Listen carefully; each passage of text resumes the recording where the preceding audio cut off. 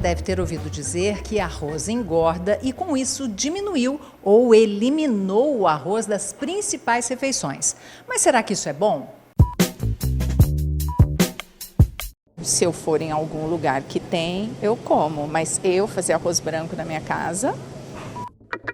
O arroz é uma fonte de energia e proteínas nas refeições principais e, juntamente com o feijão, ele forma um aporte proteico muito bom para as pessoas.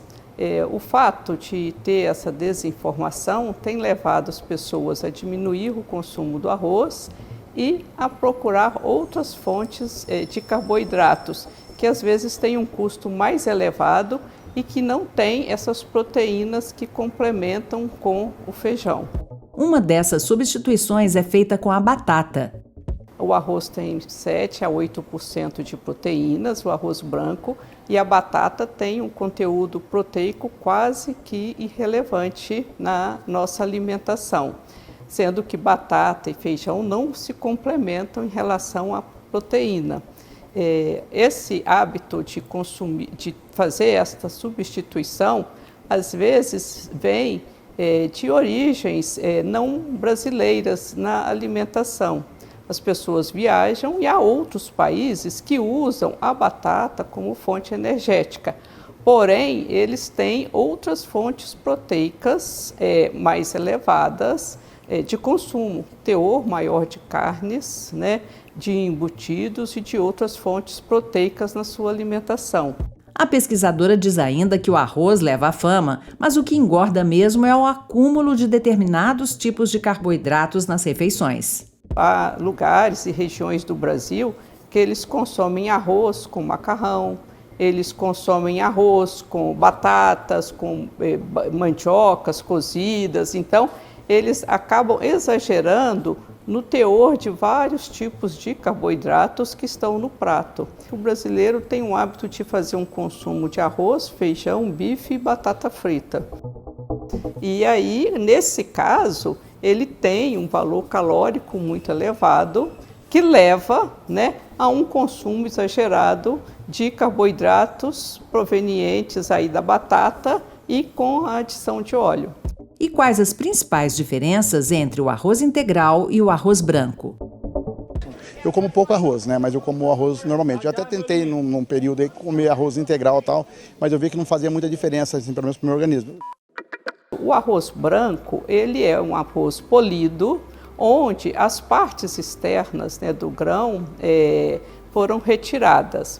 Já o arroz integral, ele tem um conteúdo um pouco maior de fibras e tem também um pouco maior de compostos bioativos e benéficos à saúde. Eles vão ter aí praticamente o mesmo teor calórico. O que acontece com o arroz integral é que ele tem um pouquinho mais de lipídios, que é os óleos, né? Benéficos à saúde também.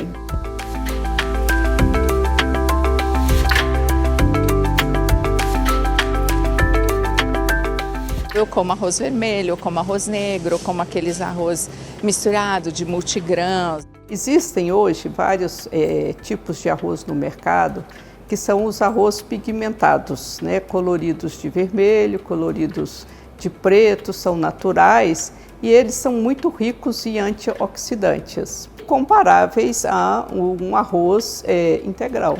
Quando você tem o arroz 7 grãos, ele já vem com grãos mais integrais, eles vem mais saboroso e muitas vezes ele dá mais saciedade porque os grãos que estão ali presentes são integrais. Muitos deles não têm o mesmo tempo de cozimento que o arroz.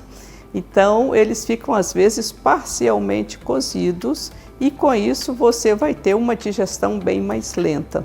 Quanto ao arroz parboilizado, o foco é a aparência do prato.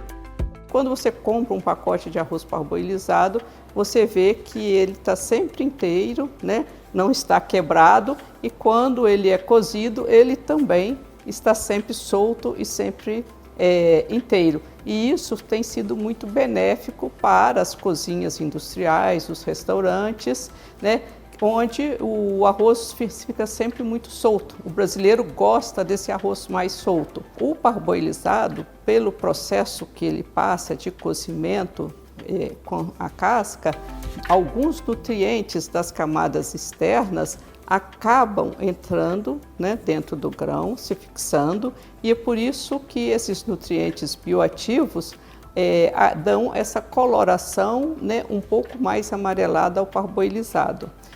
Esse é um caso em que um processamento melhora os compostos bioativos no produto. Calórico mesmo, só o arroz de risoto. O risoto leva uma quantidade muito grande de gorduras, né? E aí é altamente calórico, ainda mais o risoto brasileiro.